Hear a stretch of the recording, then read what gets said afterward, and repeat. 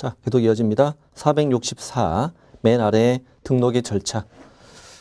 방금 전 시간에는 대리 등록 어디다 할 거냐? 지방법원장, 또 등록 요건, 그다음에 결격 사유, 그다음에 실무 교육 이쪽을 보신 거고, 이제 요건 갖췄으니까 등록을 신청하자 이거예요. 근데 등록 신청 절차는 어디에 규정하고 있다? 예규에 정하고 있으니까 외우지 마요. 시험에 안 나와요.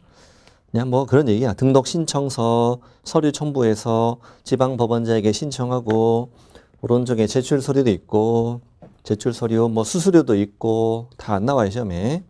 그다음에 14일 안에 등록을 해주고, 그다음에 뭐 등록증 주고 이런 말이에요.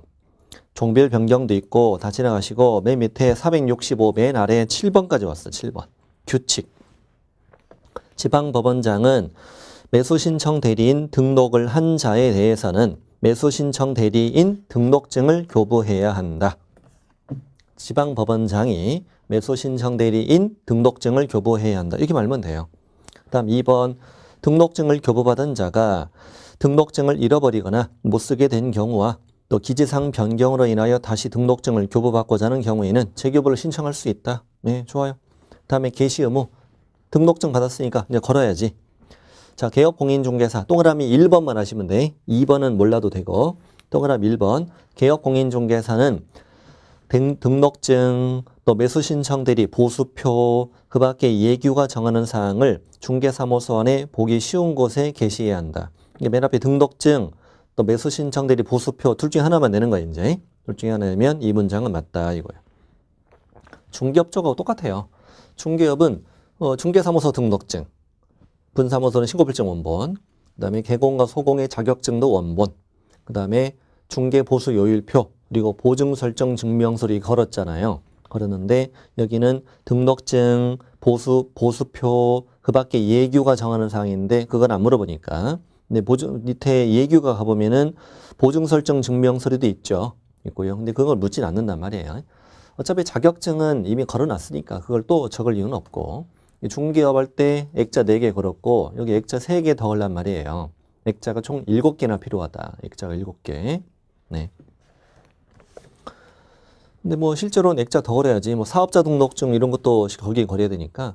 또 실무격 수료증도 추가로 걸어도 되죠. 그러니까 2개, 9개나 필요한데, 내 사진도 하나, 10개, 액자 10개 미리 사는데요. 네. 자, 휴폐업. 이 휴폐업은 2017년에 신설된 거예요. 중요하다고 봐요, 저는. 휴폐업. 신설된 겁니다. 재작년에. 자, 매수신청 대리인은 3월을 초과하는 매수신청 대리업의 휴업, 또 폐업, 휴업한 매수신청 대리업의 재개, 또 휴업기간을 변경하고자 할 때는 감독법원에 그 사실을 미리 신고해야 한다. 우리 중개업 쪽하고 똑같아요.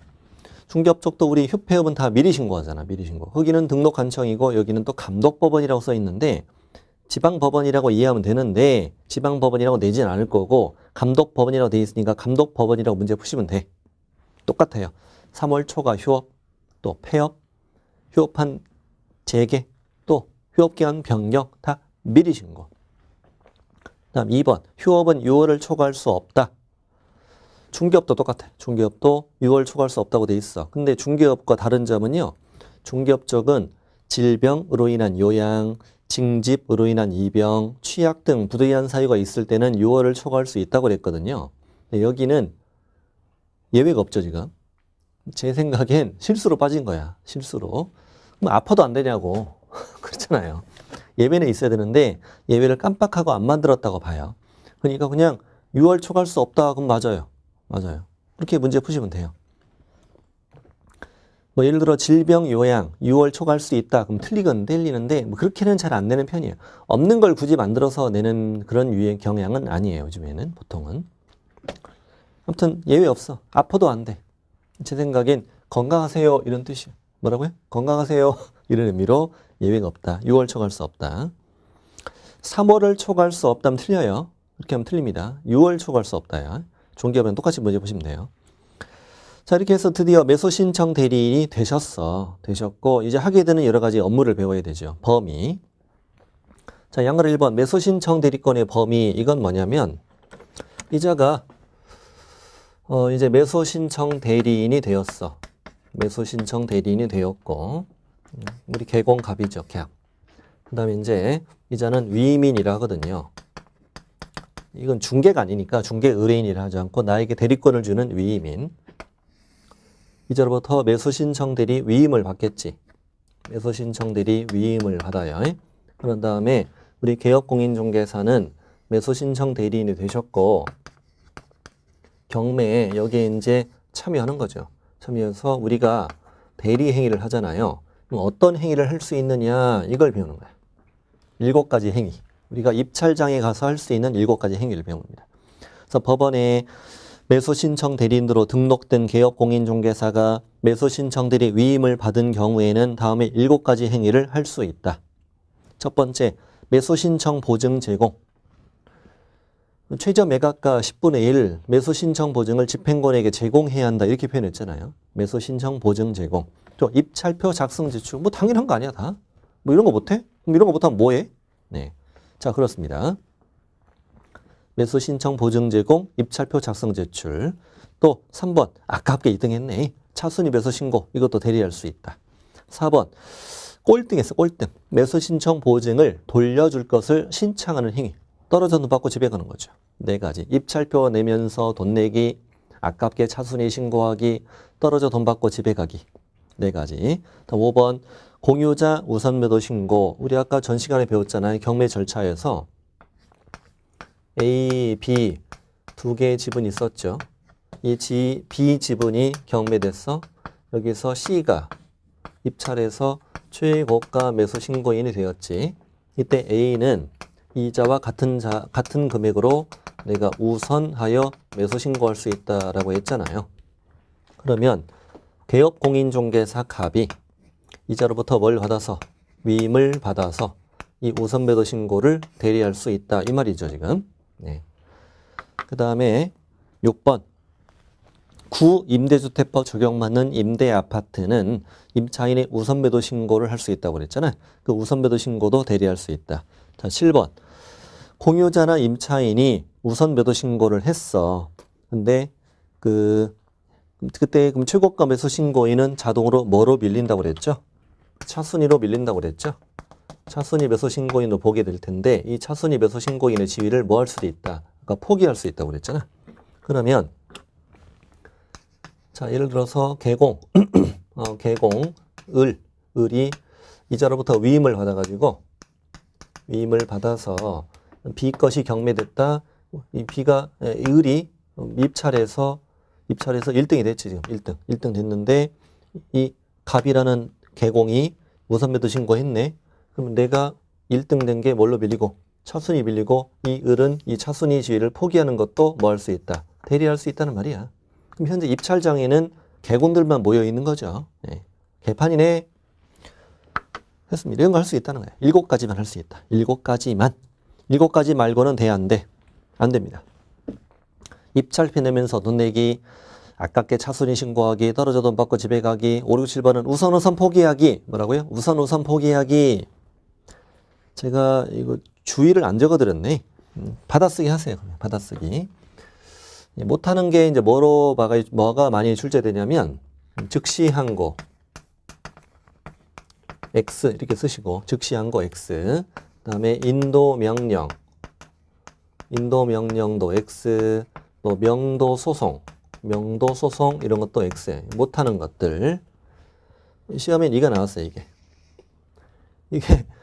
우리 매수 신청 대리가 시험에 나온 게 2006년부터예요. 2006년.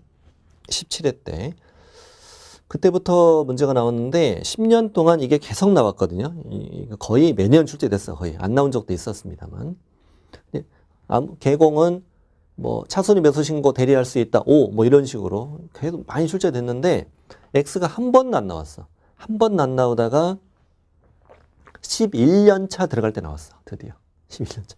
이게 하도 안 나오길래 왜 이렇게 안 나오나 했어. 그래서 이제 안 나오니까 하지 말라고 막 그랬었는데, 그때 나왔어. 그때 하필이면 그때 나와가지고, 물론 맞출 수는 있죠. 7가지 아닌 건 못하는 거니까.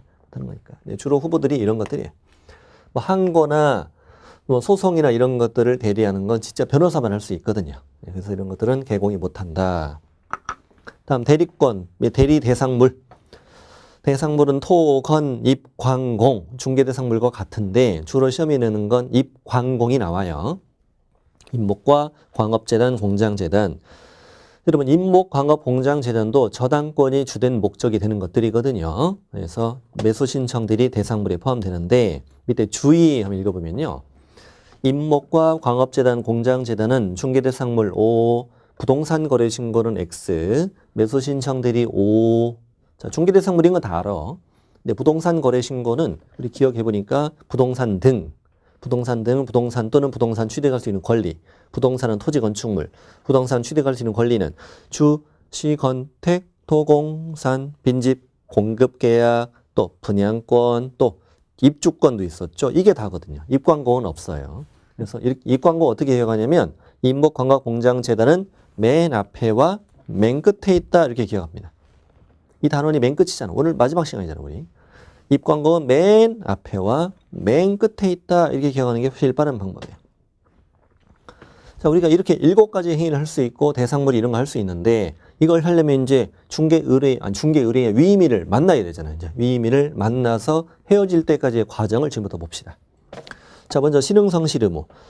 자, 위임의를 만나서 대리 행위를 할 때 신의와 성실로서 공정하게 대리 업무를 수행해라. 중개보고 베꼈잖아. 그 다음에 특별한 규정이 있는 경우를 제외한다면 업무상 알게 된 비밀 누설하지 마라.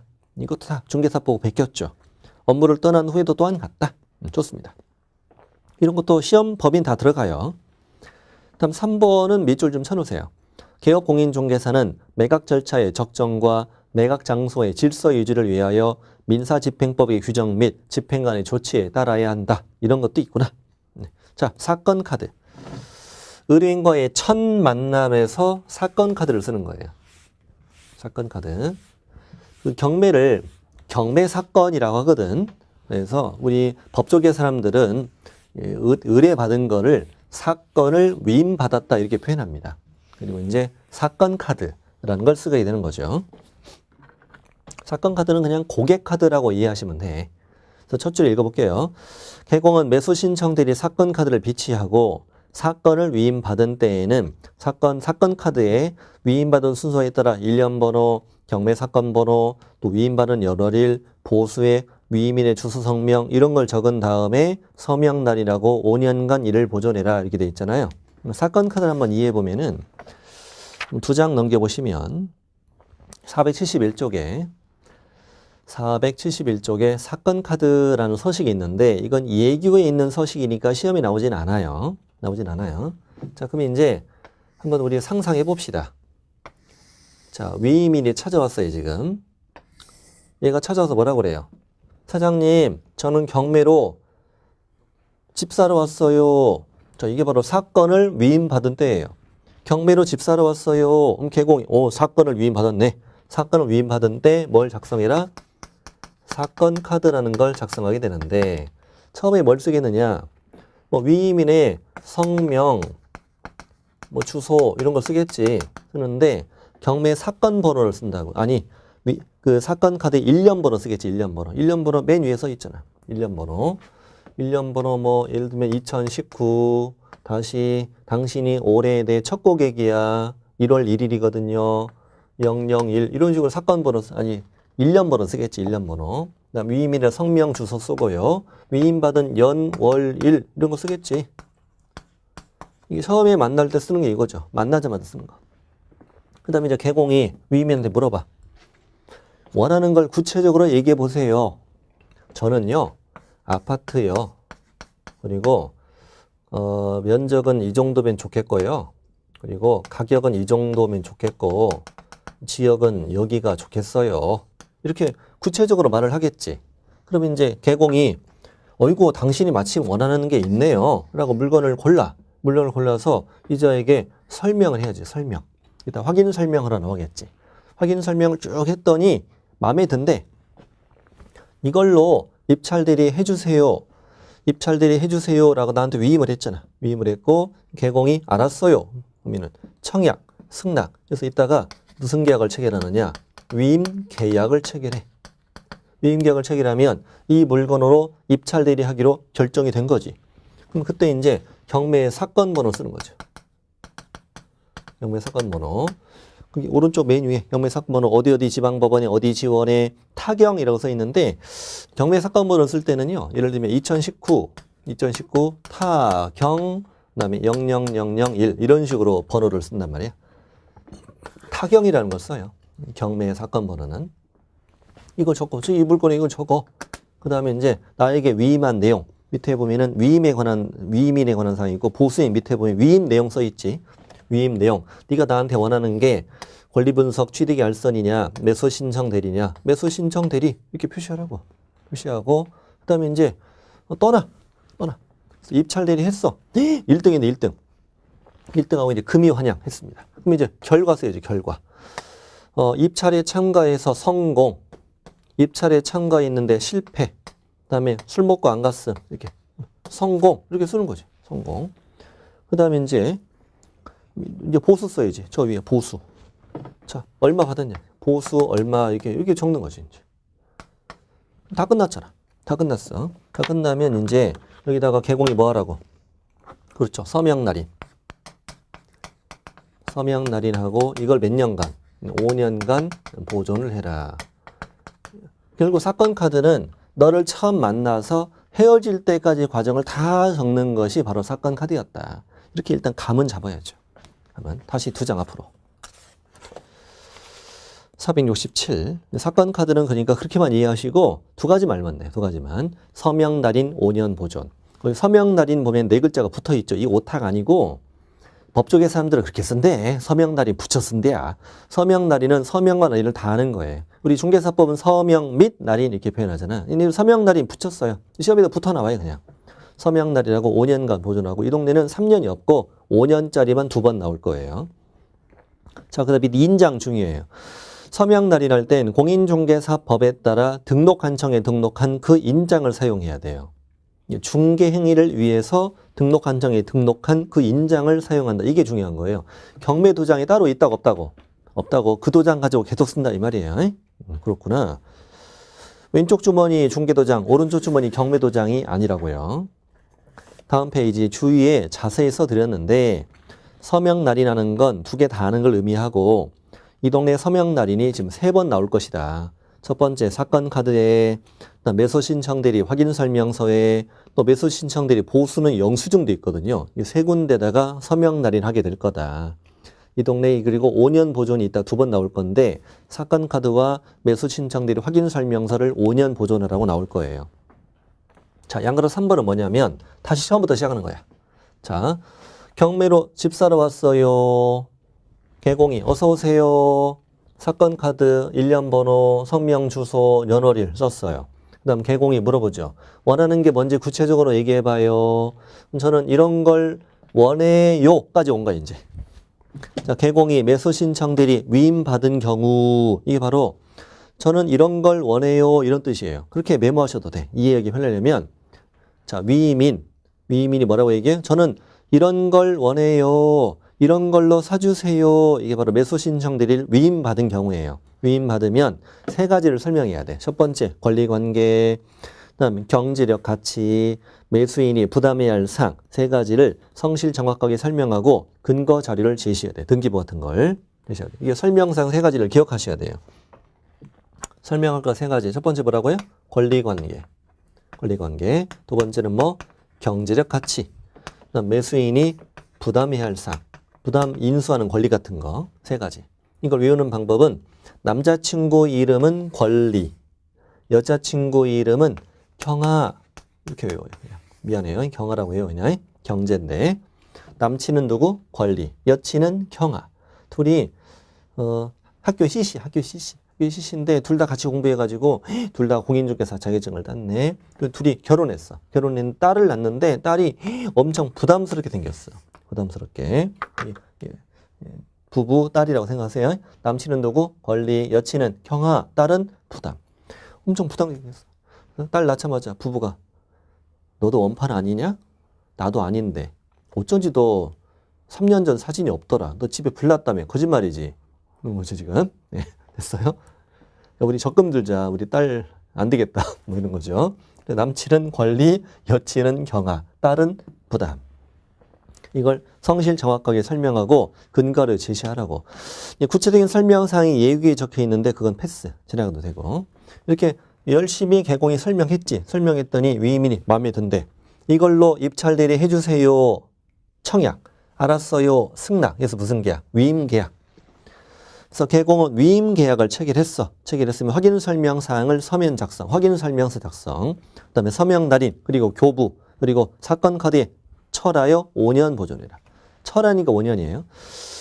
우리가 중개 쪽에 중개 대상물 확인 설명서는 3년, 매수 신청 대리 확인 설명서는 5년. 이런 차이가 있구나.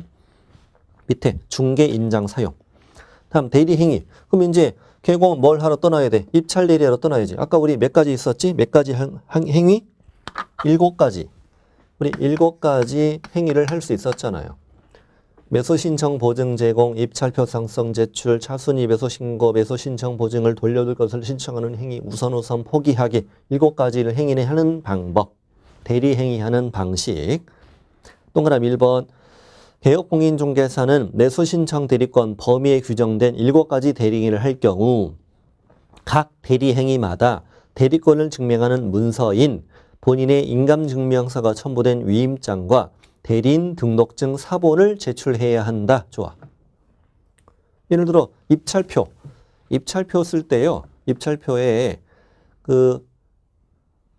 본인, 그다음에 대리인 이게 순나 다 있어요. 본인은 여기 위임인 을, 그다음에 대리인은 개공갑 이렇게 썼겠지. 그런 다음에 이제 입찰표 쓰고 뒤에 이자, 위임장, 또 인감증명서, 또 내 거 대리인 등록증 사본 이걸 붙여서 다 내라 이거예요. 이거를 입찰 때 이걸 내라 이거예요. 대리인 등록증 사본은 왜 내야 돼요? 나는 지방법원에 등록한 자다는 걸 증명해야 되잖아요. 그런데 계속 이어서 2번. 같은 날, 같은 장소에서 그 대리권 범위에 규정된 7가지를 동시에 하는 경우에는 하나의 서면으로 가름할 수 있다. 그거 당연한 거 아니겠어요? 입찰표 낼 때 내고, 보증 낼 때 또 내고, 차순위 할 때 또 내고, 이럴 수는 없잖아요. 한 번, 같은 날, 같은 장소는 한 번만 내는 걸 하면 할 수 있다. 그럼 다른 날이면 또 내야지. 또 내야죠. 예를 들어 다른 날 하는 것도 있어. 예를 들면 뭐냐면은 내가 입찰표 작성 제출할 때 냈지. 냈어. 그 다음에 아까 2등 했네. 차순위 할 때 안 돼도 되죠. 바로 그날 하니까. 근데 차순위 해놨어. 나중에 매수인이 대금 납부를 안 했어. 대금 납부를 했어. 대금 납부하면은 차순위는 그때서야 대금 돌려받을 걸 요구할 수 있잖아요. 그때 매수 신청 보증을 돌려줄 것을 신청을 행위를 할 때는 그때 또 내야지. 다른 날이니까. 다른 날. 또 다른 장소라도 또 내야 되죠. 자, 또 하나 3번 중요해요.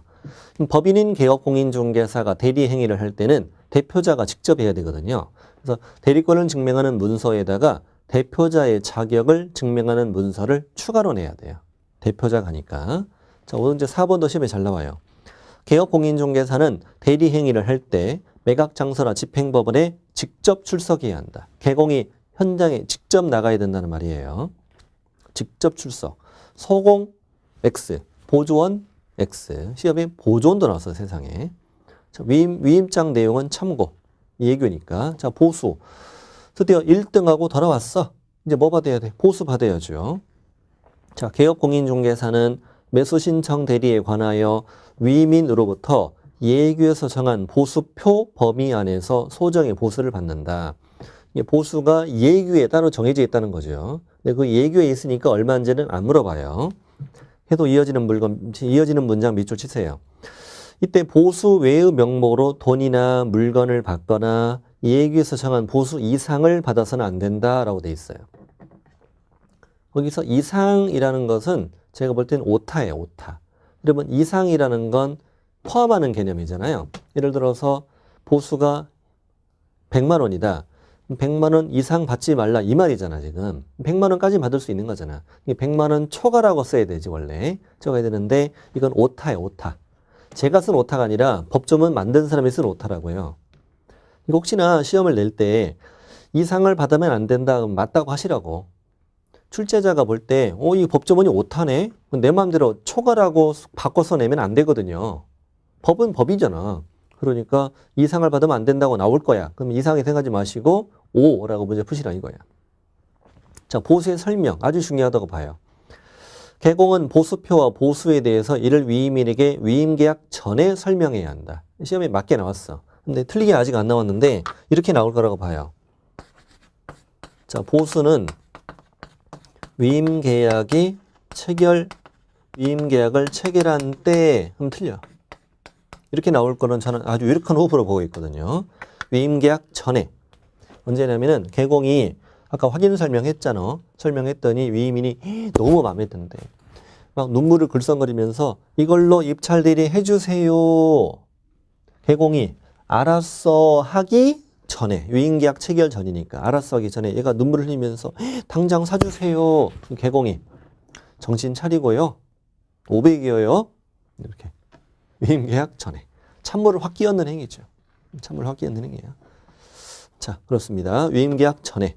다음 3번. 이제 뭘 받았어? 보수 받았어. 이제 뭘 써주러? 영수증을 써주는데 이게 특이한 게 뭐냐면 우리 중개 쪽은 우리 중개 보수는 영수증이 없죠. 중개 보수는 확인 설명서에 보수를 적어준단 말이에요. 이게 영수증 서식이 있다는 걸 조심해야 되고 이게 왜 갑자기 중개사법하고 다른 게 나오냐면은 옛날에 대법원 규칙을 2006년 당시 만들 때 법원 행정처 공무원이 공인중개사법을 본따서 만들었다고 그랬잖아요. 근데 그때 그 당시 중개보수가 개정됐어. 중개 쪽이.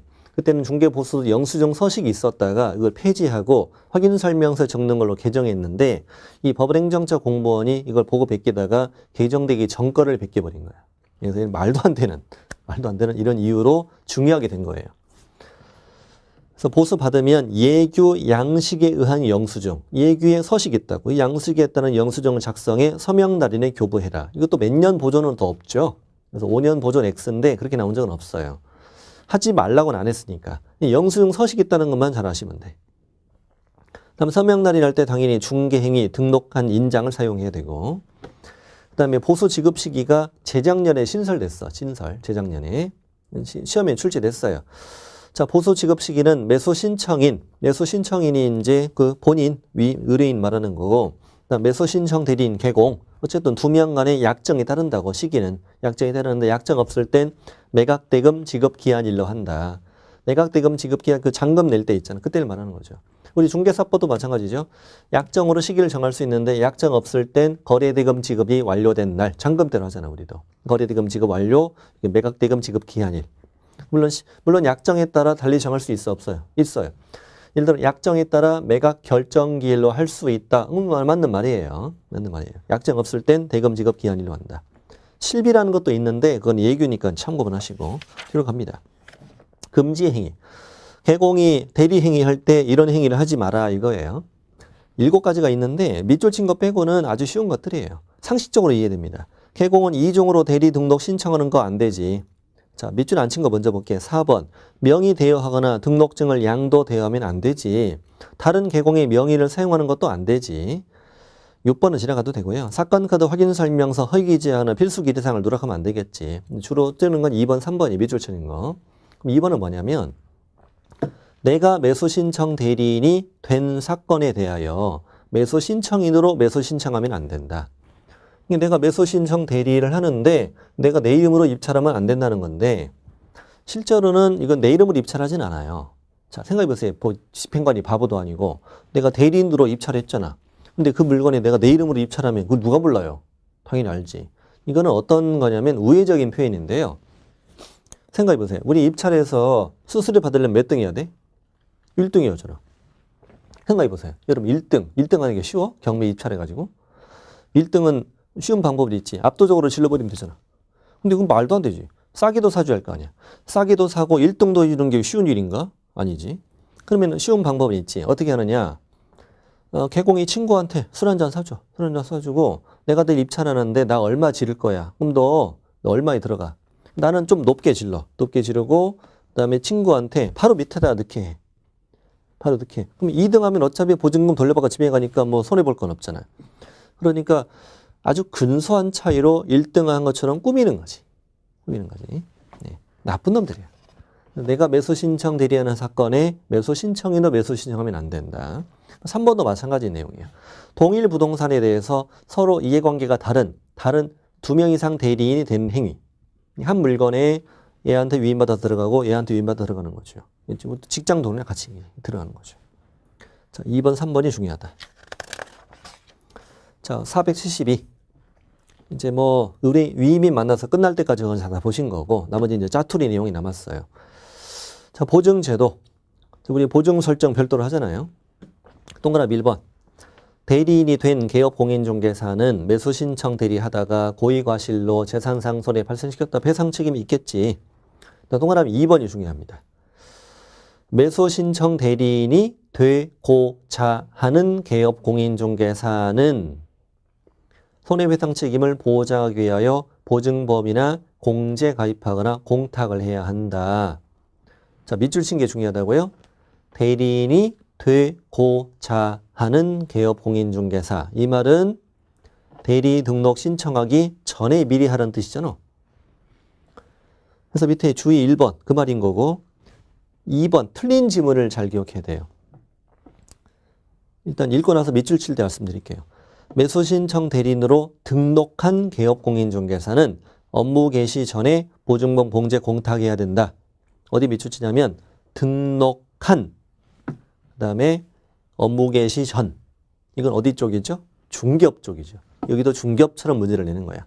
등록을 하고 업무 개시 전에 이러면 틀리고 등록 신청 전이잖아. 등록 신청 전인데 얘네들은 원래 법적으로 뭐라고 썼어요? 대리인이 되고자 하는 개공. 더 어렵게 표현했어 또. 그러니까 이거는 맞는 지문과 틀린 지문을 다 외워야 돼. 다 외워야 돼. 그래야 이거는 어떻게 틀리 나오는지를 금방 맞출 수가 있어요. 틀린 지문을 이렇게 알려드리잖아, 제가. 이렇게 나올 거라고 알려드리잖아. 이런 게 중요한 거라고요. 이런 게 중요한 거라고요. 틀린 지문, 맞는 지문 다 외워야 됩니다. 동그라미 3번. 보증 설정 금액은 중개업과 똑같아요. 법인은 2억 이상, 분사무소 둘 때마다 1억 이상 추가. 분사무소도 합니다. 이건 분사무소는 약간 오류라고 봅니다. 실제 오늘 배울 때 분사무소 책임자가 입찰대리 한다는 말은 없잖아요. 없는데 이거는 이 사람들이 그냥 중개사 보고 베끼다가 일어난 현상이라고 봐요. 분사무소마다 추가 설정에 이것만 나와 시험에는. 공인중개사인 개공 1억 이상. 3번도 출제돼요. 공탁했다면 폐업, 사망, 해산한 날부터 3년 이내 회수할 수 없다. 중개업 똑같죠. 똑같고. 5번도 똑같아요. 매수 신청들이 위임받은 개공은 위임인한테 손해배상 책임 보장에 대해서 설명하고 보증 관계 등서 4번 전자문서 제공이라 똑같아요. 똑같아요. 그다음 공제사업, 협회가 매수 신청들이 공제사업을 할 수 있다 이거죠.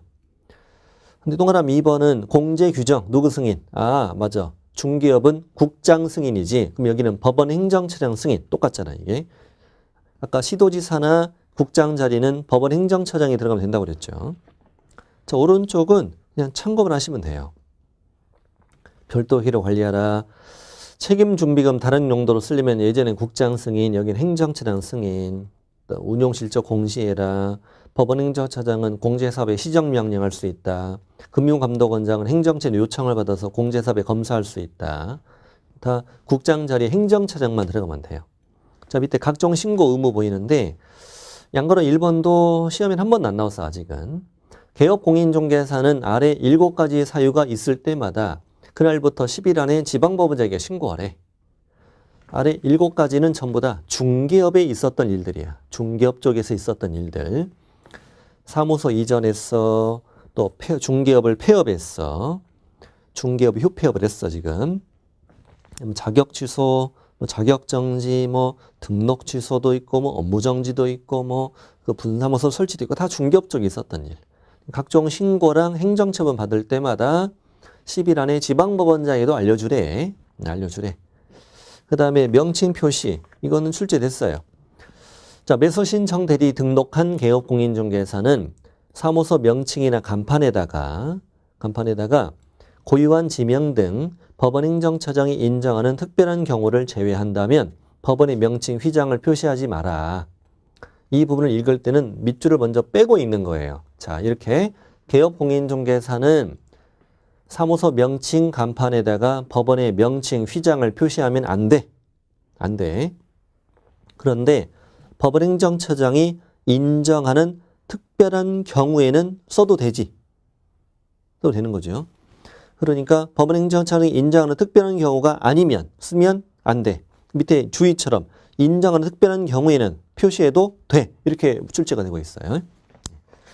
자, 뒷장. 지도 감독. 지도 감독도 시험에 나온 적은 없는데 뭐 하긴 해야 돼요. 그러니까 중개업 쪽은요. 중개업 쪽과 좀 비교 좀 해드릴게요. 이거 좀 필기 좀 해보세요. 중개업의 지도 감독. 세 줄만 쓰면 돼요. 세 줄만. 그때는 어떻게 공부했냐면 국토부 장관이 협회와 지부와 지회를 다 감독했었어요. 그 다음에 또 하나는 국토부 장관이 또 시도지사가 그리고 등록관청이 모두 다 개업 공인중개사를 이렇게 감독할 수 있었어. 우리 감독 중개업 쪽은 이렇게 했었어요. 했는데 이쪽은 다르대. 자, 매수신청 대리업. 매수신청 대리어의 감독은 어떻게 되어 있느냐? 법원 행정처장은 협회를 감독한다. 이렇게 저처럼 쓰세요. 행정처장은 협회를 감독한다. 매수신청 대리 업무에 대해서 행정처장은 협회를 감독한다. 히읗을 감독한다. 행정처장은 협회를 감독합니다. 저 밑에 지방법원장. 이번엔 지방법원장은 매수신청 대리 업무에 관하여 협회 시도지부와 개업 공인중개사를 감독한다. 지방법원장은 지부와 개공을 감독합니다. 이 지부가 여기 들어있는 거 좀 특이한 거죠. 이쪽과 다르죠. 협회 지부지는 다 국장이 있는데 이거는 행정처장, 국장 자리죠. 행정처장은 협회만 감독하고 지방법원장은 지부와 개공을 다 감독합니다. 좀 느끼하게 발음하세요. 지방법원장은 지부와 개공 감독한다. 그 다음에 저는 동그라미 2번은 그냥 지나가다고 봐요. 지나가시고 동그라미 2번은 어디 밑줄 치냐면 아니 동그라미 방금 1번 맞죠? 반가로 1번 맞죠? 죄송합니다. 반가로 2번에 동그라미 2번은 지나가시고 동그라미 1번만. 제목이 뭐냐면 감독의 위탁이라고 되어 있잖아요. 이거 좀 굉장히 특이한 거라고 봐요. 감독의 위탁. 왜냐하면 이 중개업 쪽은 감독의 위탁제도는 없어요. 중개업은 감독의 위탁이 중개업 쪽의 위탁은 두 가지만 있어요. 교육 쪽하고 시험 쪽만. 실무교육, 직무교육, 연수교육 쪽, 그다음에 이제 공인중개사 시험 이거에 대한 위탁만 있고 여기는 감독권의 위탁이 있어 특이하게. 감독 위탁은 누가 하느냐? 지방법원장은 감독의 사무를 지원장과 지부에 위탁할 수 있다. 위탁은 GGG 해보세요. 뭐라고요? 위탁은 GGG. 지방법원장은 지원장과 지부에 위탁할 수 있다. 지원장이 뭐냐면 수원지방법원의 뭐 안산지원, 안양지원 뭐 이렇게 되는 거예요. 지원. 지방법원장은 감독 사무를 지원장과 지부에 위탁할 수 있다. 위탁은 GGG. 뭐라고요? 위탁은 GGG. 위탁은 GGG.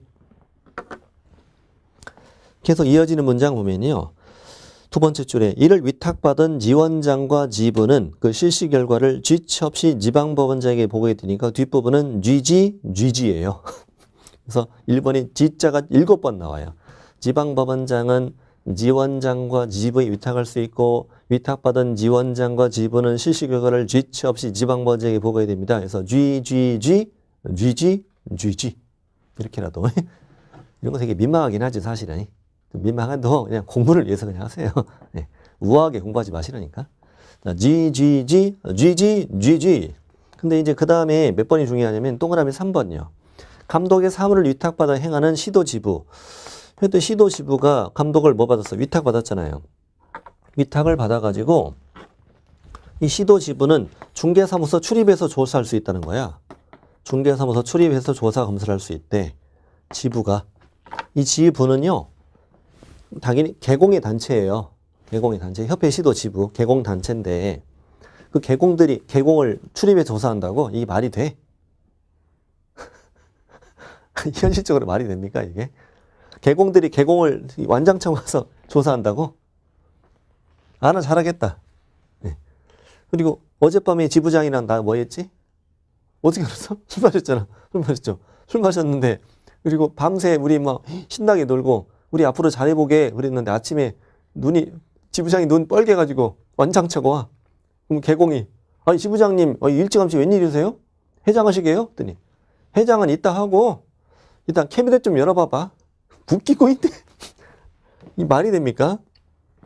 그래서 이렇게 외우세요. 지부장님 웬일이세요? 해봐요. 뭐라고요? 지부장님 웬일이세요? 해장하시게? 이렇게 외워요. 지부장님 웬일이세요? 자, 3번은 그런 말도 안 되는 제도다. 자, 행정처분 갑니다. 요즘에 행정처분이 드디어 시험에 나오기 시작했어요. 자, 절대적 등록 취소. 지방법원장은 아래에 해당하면 매수 신청 대리 등록을 반드시 취소해야 됩니다. 일단 1, 2, 3, 4, 5 묵습니다. 1, 2, 3, 4, 5. 아주 상식적으로 접근이 가능할 텐데. 첫 번째, 중개사무소 개설 등록에 결격 사유가 되었다. 그러면 중개업의 등록 취소가 될 예정이지. 그럼 이것도 취소해야지. 그 다음 두 번째는 중개업의 폐업 신고. 그럼 이것도 취소해야지. 3번은 매수 신청 대리 폐업 신고도 이쪽 취소된다고 그랬죠. 그 다음에 4번은 공인중개사 자격 취소면 저쪽 등록 취소되겠지. 그럼 이것도 취소해야지. 5번은 중개사무소 개설 등록 취소, 중개업 등록 취소 이것도 취소해야지. 당연한 것들 들어있네. 자, 중개업의 결격, 이쪽 폐업, 자격 취소, 등록 취소, 이미 절동치게 된다는 거예요. 자, 6번, 7번 묶으시고 중요합니다. 대리인으로 등록할 당시 등록 요건을 갖추지 않았던 경우, 대리인으로 등록할 당시 결격이 있었던 경우, 그럼 넌 등록이 좀 됐어야 돼, 안 됐어야 돼요? 안 됐어야지. 너는 등록 당시, 대리인으로 등록 당시 등록 요건 갖추지 못했고 결격이 있었다는 게 지금 밝혀진 거잖아. 그럼 넌 등록이 안 됐어야지. 왜 등록이 됐어? 부정 등록했네. 그러니까 이게 부정 등록이니까 절동치인 거죠. 이렇게 외우세요. 당신은 절동치야 해봐요. 시작. 당신은 절동치야. 이렇게. 당신은 절동치야. 당시. 근데 밑에 임등치. 지방법원장은 다음의 경우 등록을 취소할 수 있다. 취소할 수 있다는 1번과 2번만 아시면 돼. 1번과 2번. 등록 후 요건을 갖추지 못하게 되거나 등록 후 결격이 되면은 그때는 등록을 취소할 수 있다. 당신은 절동치, 후는 임등치. 이걸 구분해야지. 그러니까 이제 지문을 낼 수 있죠. 지문. 요즘엔 지문을 줘내니까. 예를 들어 등록 후 요건을 갖추지 못하게 된 경우 지방법원장은 대리 등록을 반드시 취소해야 한다. X. 후는 임등치. 그 밑에 것들은 못 외워. 이런 거 외우는 거 불가능하니까 이 전체 단어에서 하나 나오는데 이거 언제 다 외웁니까? 이 정도 속가서 해야 어쩔 수 없어요. 다음 밑에 보면 절대적 업무정지가 요즘에 시험에 잘 뜨고 있는데 지방법원장은 개업공인중개사가 다음에 해당하면 기간을 정해서 매수신청 대리 업무를 정지하는 처분을 해야 한다. 거기 잘 비춰주세요. 대리 업무를 정지하는 처분을 꼭 해야 돼요. 업무정지를 꼭 하는 거야. 중개업은 업무정지를 할 수 있다만 있어요. 근데 이게 여기 매수신청 대리는 업무정지를 해야 된다도 있고 좀 이따 업무정지를 할 수 있다도 있어요. 그래서 뭐가 중요하냐면 1번, 2번 묶으시고 자, 1번 중개사무소 휴업. 중개업 휴업이에요. 중개업의 휴업은 저쪽 못하는 거지. 그럼 이쪽 못하게. 그 다음에 저기 매수신청 대리 휴업. 그럼 이것도 못하게. 그 다음에 3번은 자격정지는 좀 이해가 안 돼. 소공이 자격정지 받는데 왜 대리 업무를 정지해야지? 이거는 베끼다가 잘못된 거예요. 4번은 중개업의 업무정지. 이것도 업무정지. 이 말이거든요. 5번은 못 외우죠. 외우지 마요. 외우지 말고. 이걸 이제 정리해보면은 이 정도 좀 필기 좀 합시다. 뭘 필기하냐면 중개업의 폐업,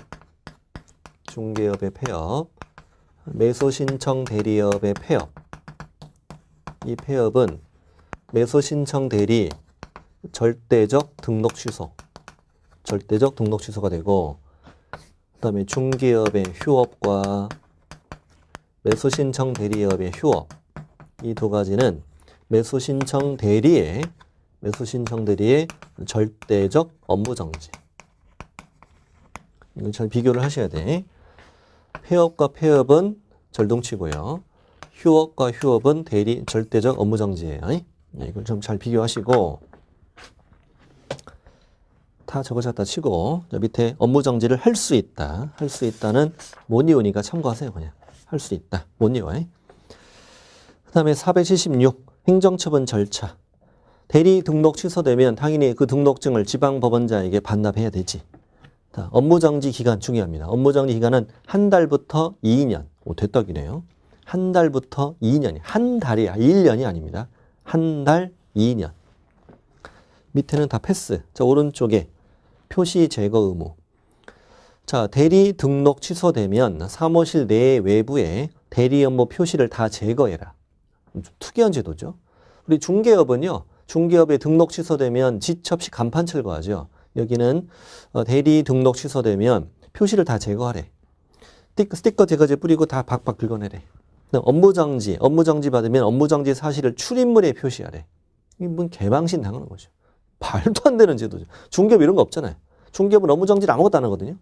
여기는 업무정지 받으면 출입물에 쓰래. 또 망한 걸 보려고 그래요? 폐업해야지 그냥 뭐 업무정지를 어떻게 그걸 쓰고 있어. 누가 지나가다 보면 다 망한다고. 이 집 망했네 그러게. 네. 이 말 같이 쓰면 좋죠. 중개업은 살아있다고 이렇게 써주면 좋죠. 대리만 업무정지니까 중개업은 살아있잖아요. 밑에 보수는 예규에 써 있으니까 몰라도 돼요. 이렇게 해서 이 책이 다 끝났어 드디어. 이야, 이렇게 양이 많아요. 이렇게 양이 많아. 이렇게 꼼꼼하게 공부해야 고득점이 나옵니다. 이렇게 꼼꼼하게 공부해야. 그리고 기본서가 되게 중요합니다. 기본서 공부하는 것이 요즘에는 문제가 엄청 구석진 데서 막 꼼꼼하게 나오거든요. 지금 강의 되게 많죠. 지금 한 39개 정도 되는데 학원은 더 많아요. 11월, 12월 24개, 1월, 2월 24개, 3, 4월 24개, 5, 6월 24개 이렇게 24개시니까 96강이라 돼요. 이렇게 4바퀴를 돌아야 이 책을 다 공부할 수 있어요. 학원에서는. 근데 인강으로 하실 때는 40개로 다 끝낼 수 있다는 거지. 원래 학원은 그렇게 이제 학원은 반복이니까 반복이고 여기서 못했던 거 여기서 하고 여기서 못했던 것도 여기서 하고 이렇게 해서 점점 채워지는 스타일이고 여기는 한 번에 여러분 인강이니까 한 번에 반복할 수 있잖아. 그럴 수 있으니까 이렇게 한 번에 다 공부할 수 있도록 제가 꼼꼼하게 어디 하나 안 빼고 다 했던 거니까 다 하니까 이 강의 수가 많은 것 뿐이지. 많은 거지. 학원도 마찬가지다. 예, 마찬가지인 거고 이렇게 좀 어차피 여러분 지금 1.0으로 안 듣는 거 알아 다. 진짜 뭐 1.5 뭐 어떤 사람은 2.0도 있더라고. 좀 너무 빨리 듣지 마요. 에? 사람이 좀 촐랑대잖아. 에? 정상 속도로 들면 이제 오히려 적응이 안 될걸요. 안는데 저는 강의를 저도 이제 이런 사람 저런 사람 이제 들어볼 때는 저는 항상 정상 속도로 들어요. 듣는데 정상 속도로 들으시면 굉장히 좀 차분해요. 목소리도 나쁘지 않고 너무 빨리 듣지 마세요. 사람이 너무 촐랑대요. 네? 그런 것도 별로 안 좋아해요. 그리고 이제 다음 시간에는 심화 강의 들어갈 거예요. 심화 강의는 이보단 강의 수는 줄어들어요. 줄어드는 이유는 뭘 뺀다는 얘기 아니에요. 속도가 빨리 가요. 빨리 가고 긴 설명이 없어요. 그냥 후다닥 지나갑니다. 후다닥 지나갑니다. 30개 정도로 진행될 거예요. 아마 30강 정도로. 심화 강의 때 뵙겠습니다. 그동안 고생 많으셨습니다.